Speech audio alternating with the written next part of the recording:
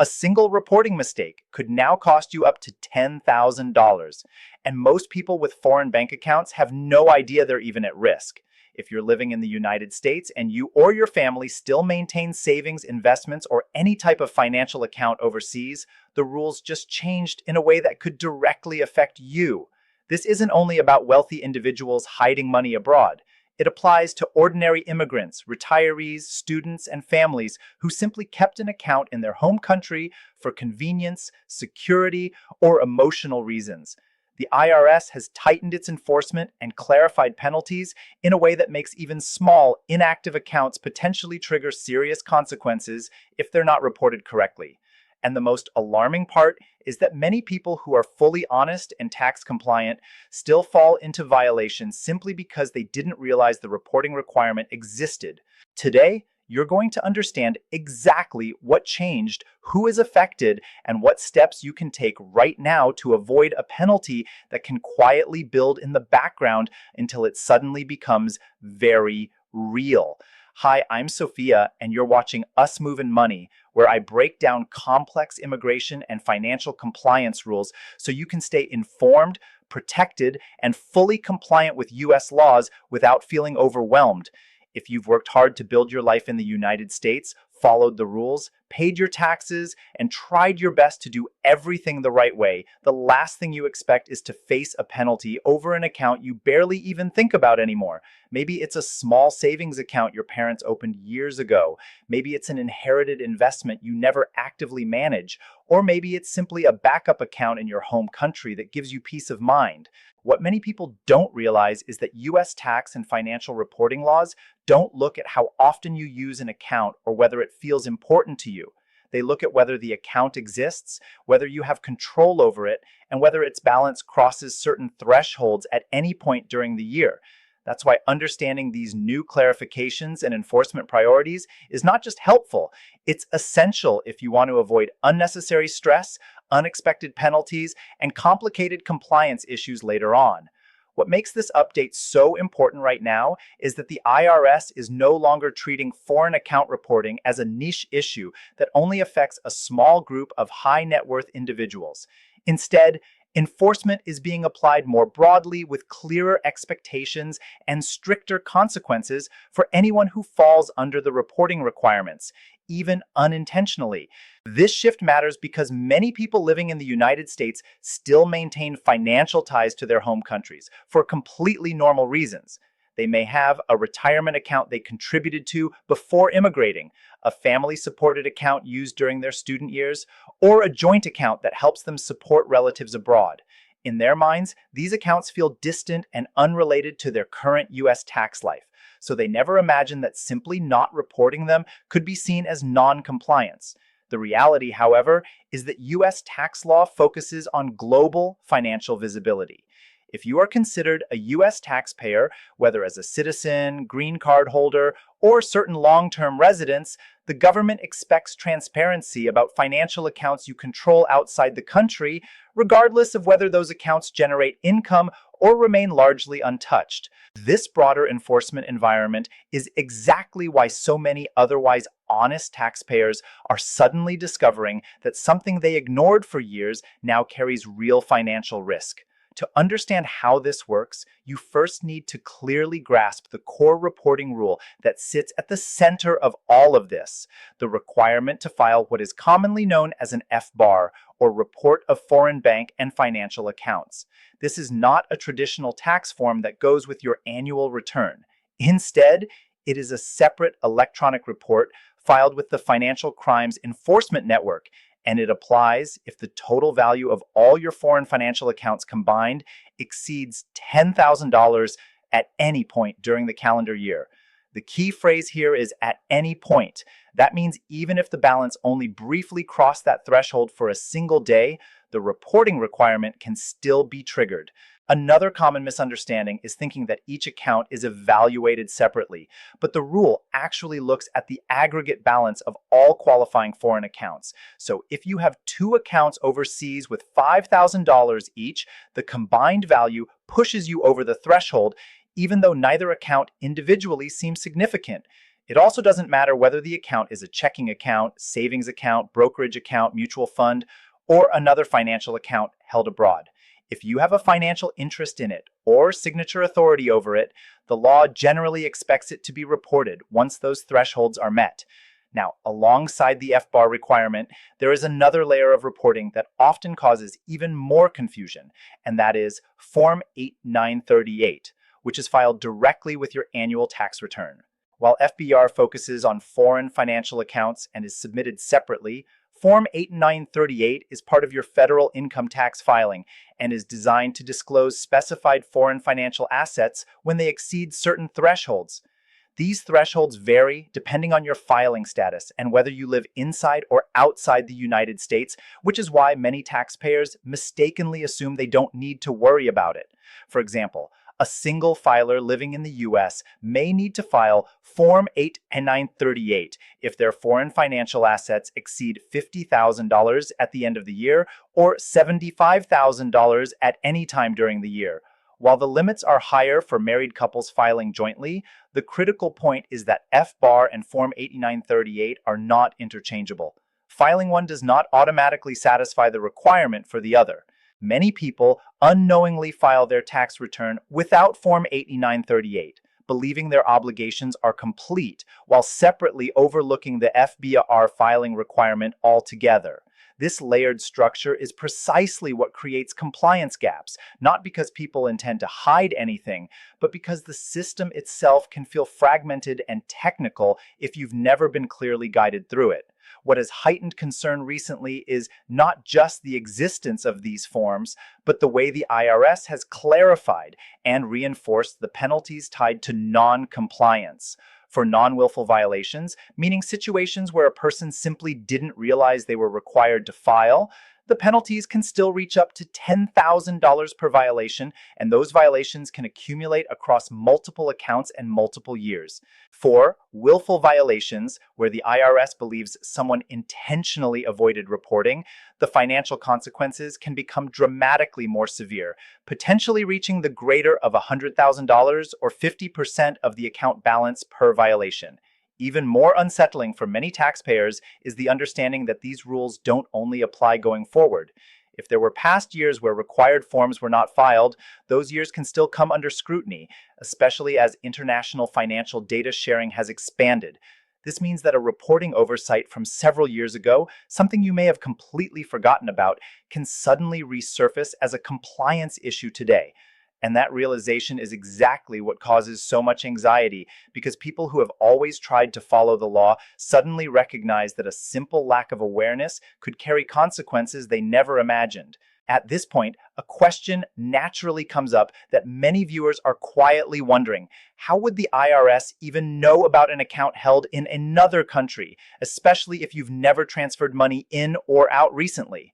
The answer lies in the global financial transparency systems that have developed over the past decade. Many foreign financial institutions now share account information with U.S. authorities under international agreements designed to combat tax evasion and increase reporting accuracy. This means that even if you personally never mention an overseas account on your tax return, the existence of that account may still be visible through these data exchanges. You don't have to move large amounts of money or actively trade for the account to become detectable. Sometimes the mere fact that the account exists under your name or that you have signature authority over it can be enough for it to appear in cross-border reporting channels. This doesn't mean the IRS is automatically targeting honest taxpayers, but it does mean the assumption that no one will notice because I never use that account is no longer a safe assumption. The system has evolved in a way that quietly increases visibility, and that's why awareness and proactive compliance are now far more important than they were years ago. If this information is already making you rethink accounts you may have forgotten about or never considered relevant, that's actually a positive step, because the biggest risk usually comes from simply not knowing the rules exist in the first place. Staying informed about changes like these can save you from stress and unexpected penalties later on, which is exactly why Us Movin' Money focuses on financial compliance and immigration-related obligations for anyone with international ties. If you find this kind of clear, practical breakdown helpful, make sure you stay connected and subscribe to Us Move and Money so you don't miss future videos that could directly affect your legal and financial standing in the United States. Now, with that foundation in mind, the next crucial step is understanding who is most affected by these clarified enforcement priorities, because the group at risk is much broader than many people assume. And recognizing where you personally fall in that spectrum can help you decide what actions, if any, you should take next. The people most affected by these reporting requirements are not a small specialized group. In reality, they include a wide range of ordinary individuals whose financial lives naturally span more than one country. Green card holders who kept their original bank accounts back home, naturalized citizens who inherited investments from family abroad, retirees receiving foreign pension payments, international students whose parents deposited funds into overseas accounts for support, and small business owners who occasionally handle transactions through foreign financial institutions, all fall within the scope of these rules. Even having signature authority over a joint family account can create a reporting obligation regardless of whether the money actually belongs to you. This is where many misunderstandings occur because people often associate compliance risks with high-value assets or complex offshore structures, when in fact the law focuses on access and control, not just ownership. If your name is on the account or you can direct how funds are used, that alone can be enough to trigger a requirement once the balance thresholds are met. Realizing that the rules apply to such everyday situations can feel unsettling at first, but it also helps clarify that the goal is transparency, not punishment, and that understanding your specific role in any foreign account is a critical first step towards staying fully compliant. To make this more concrete, imagine someone who moved to the United States many years ago and left behind a modest savings account in their home country, opened long before immigration was even part of their plan. Over time, life in the US became the priority. Taxes were filed correctly each year, and that small account faded into the background, rarely checked and almost never used. From a personal perspective, it feels irrelevant, more like a forgotten financial memory than an active asset. But from a reporting standpoint, if the balance in that account exceeded $10,000 at any point during the year, the requirement to disclose it could still apply. The intention behind the rule is not to penalize people for maintaining ties to their home country, but to ensure that all foreign financial relationships are visible within the broader tax compliance system.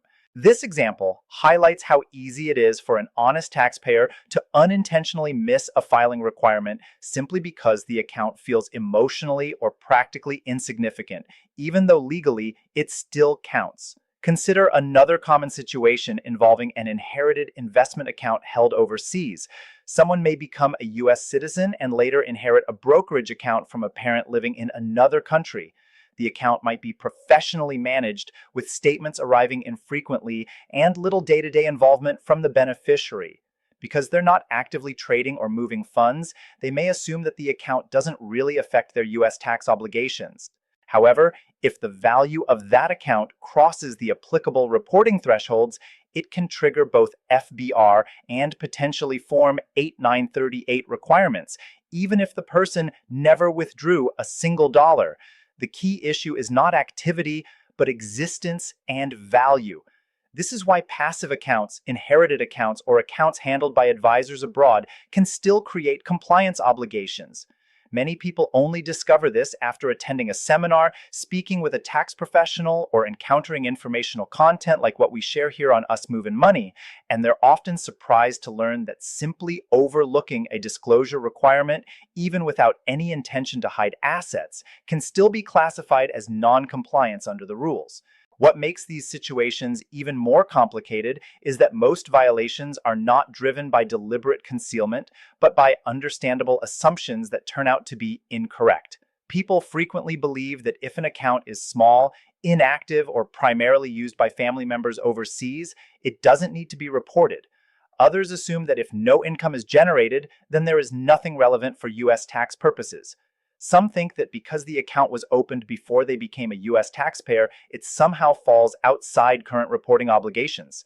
These assumptions feel logical from a personal standpoint, yet they don't align with how the reporting framework is actually structured. The law focuses on financial interest, signature authority, and value thresholds rather than intent or usage frequency. Recognizing this distinction is important because it shifts the mindset from "I did nothing wrong" to "I need to confirm whether any reporting requirement exists," which is a far more protective approach. By understanding that many compliance gaps come from simple lack of awareness, viewers can move from anxiety to clarity and begin taking practical steps that ensure they remain on the right side of the rules. With that clarity in mind, the next step is shifting from awareness to action, because knowing the rules only helps if you translate that knowledge into a simple, organized review of your own situation. The first practical step is to determine whether any foreign financial accounts you are connected to ever cross the relevant thresholds during the year, even briefly. This means looking not only at accounts you actively use, but also at older accounts, joint family accounts, inherited investments, retirement funds abroad, or any account where you have signature authority. The key is to think broadly and honestly about your global financial footprint rather than narrowly focusing on accounts you consider important. Once you identify those accounts, the next step is to gather accurate information about them, including the name of the financial institution, account numbers, and the highest balance reached during the year. Many people worry that this process will be overly technical, but in reality, it often starts with simply collecting statements or contacting the bank to request balance summaries. Taking the time to compile this information creates a clear picture of whether filing requirements apply, and it replaces uncertainty with concrete facts, which is always the strongest defense against unexpected compliance issues. After gathering that information, the next consideration is what to do if you realize that reporting should have occurred in prior years but didn't. This is where many viewers feel a surge of anxiety, imagining immediate penalties or enforcement actions, but it's important to understand that the system does provide pathways for taxpayers who come forward voluntarily and correct past omissions in good faith. Addressing the issue proactively before any official notice is received often allows individuals to resolve non-willful mistakes under more manageable conditions than if the oversight were discovered later through external reporting channels. The essential point is timing and intent. Acting early demonstrates a commitment to compliance and reduces the likelihood of the situation escalating into something far more serious. Instead of viewing past missed filings as a permanent problem, it's more helpful to see them as a correctable gap, one that can be addressed with accurate information, proper forms, and, when necessary, professional guidance that ensures everything is handled correctly moving forward. If you do discover that required forms were missed in previous years, the most important thing is not to panic, but to act thoughtfully and promptly. The IRS has established procedures that allow taxpayers to come forward and correct past reporting gaps when those gaps were non-willful, meaning they occurred because of misunderstanding or lack of awareness, rather than any deliberate attempt to hide assets. Taking advantage of these options typically involves filing the missing reports for prior years, accurately disclosing the accounts, and certifying that the failure to report was unintentional. This proactive approach often places you in a far stronger position than waiting and hoping the issue never surfaces. Once a notice or inquiry is initiated externally, the range of available remedies can narrow and the process may become more stressful and complex. By contrast, voluntary correction demonstrates cooperation and responsibility, two factors that significantly influence how these situations are handled. The overarching lesson here is that discovering a past oversight does not automatically mean facing the harshest penalties. In many cases, it simply means taking organized steps to bring your records into alignment with current requirements. As you move forward, it also becomes essential to build habits that make future compliance easier and less intimidating. Maintaining organized records of all foreign accounts, including annual maximum balances, statements, and any correspondence from financial institutions, can make each year's reporting process far more straightforward. Keeping copies of submitted forms and related documentation ensures that if questions ever arise, you have clear evidence of what was reported and when. This kind of record keeping is not about expecting an audit or assuming something will go wrong. It's about creating a reliable paper trail that gives you confidence and control over your own financial narrative. When documentation is organized and accessible, even complex international reporting requirements start to feel manageable rather than overwhelming. Over time, this simple discipline transforms compliance from a source of anxiety into a routine administrative task, reducing the risk of last-minute confusion or forgotten obligations that could otherwise lead to avoidable complications. There are also situations where seeking professional guidance becomes especially valuable, not because you've done anything wrong, but because international financial reporting can involve nuances that aren't always obvious from general guidance alone. For example, individuals with multiple foreign accounts across different countries, interests in foreign retirement plans, involvement in family businesses abroad, or access to joint accounts that they do not personally fund may face reporting scenarios that require careful interpretation. A qualified tax professional who understands international compliance can help confirm which forms apply, ensure calculations are accurate, and identify any additional disclosures that may be necessary. This kind of review can provide peace of mind, especially when your financial life spans more than one jurisdiction and the rules in each place operate differently. Rather than viewing professional advice as something only needed during a problem, it can be more helpful to see it as a preventive step that strengthens your overall compliance strategy and reduces the likelihood of unexpected issues later. To illustrate how easily these obligations can arise, think about the case of someone who immigrated to the United States and left behind a fixed deposit account in their home country that their parents helped establish years earlier. The account might sit quietly, earning modest interest, rarely discussed, and almost never accessed. Yet, its balance could still exceed the reporting threshold during certain periods of the year. From a personal standpoint, the account may feel like a distant financial relic rather than an active part of daily life in the US, so it never crosses the person's mind during tax season. Only later, perhaps through a community seminar or an informational video from Us Movin' Money, do they realize that the mere existence of that account created a reporting obligation all along. The realization can be startling, but it also becomes an opportunity to correct course, gather the necessary information, and file the appropriate disclosures moving forward.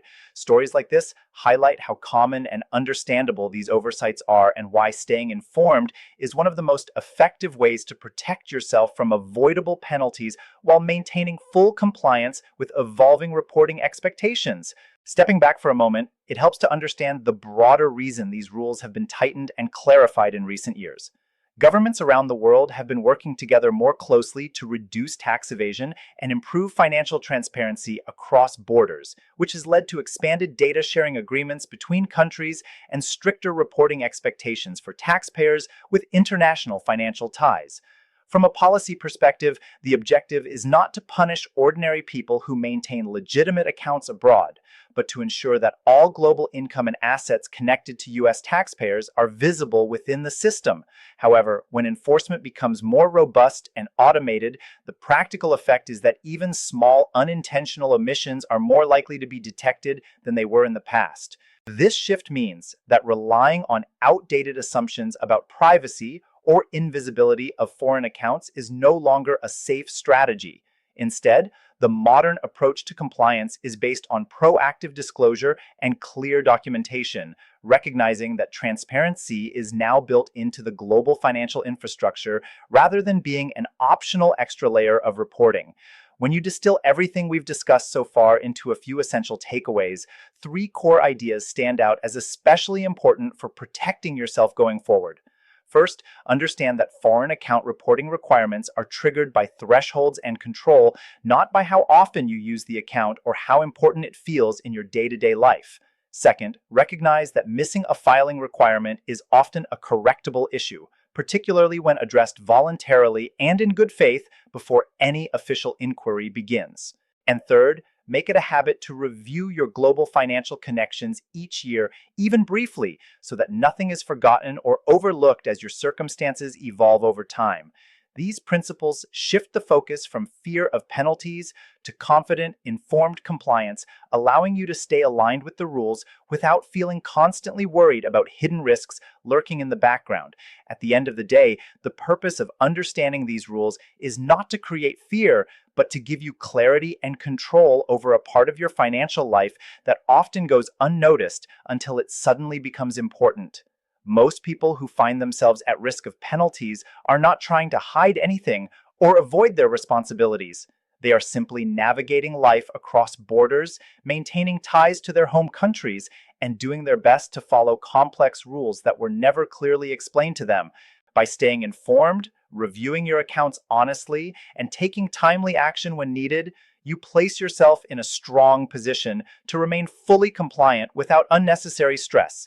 Instead of worrying about what might happen in the future, you can move forward with the confidence that comes from knowing you've taken the right steps to protect your financial stability and legal standing in the United States. Awareness, organization, and proactive action together form the most reliable safeguard against surprises, and they allow you to focus on building your life and future rather than looking back at overlooked obligations. Before we close, it's important to remember that everything discussed here is intended for general informational purposes to help you understand how foreign account reporting rules and related penalties may apply in common situations. Individual financial and immigration circumstances can vary significantly, and even small differences in account structure, ownership, or residency status can affect your specific obligations. That's why it's always wise to verify details through official government resources and, when necessary, consult a qualified tax professional who can evaluate your unique situation and provide tailored guidance. Staying informed, asking the right questions, and seeking accurate advice when needed are the best ways to ensure long-term compliance and peace of mind. Thank you for spending this time with me and taking a proactive step toward protecting your financial future with Us Movin' Money.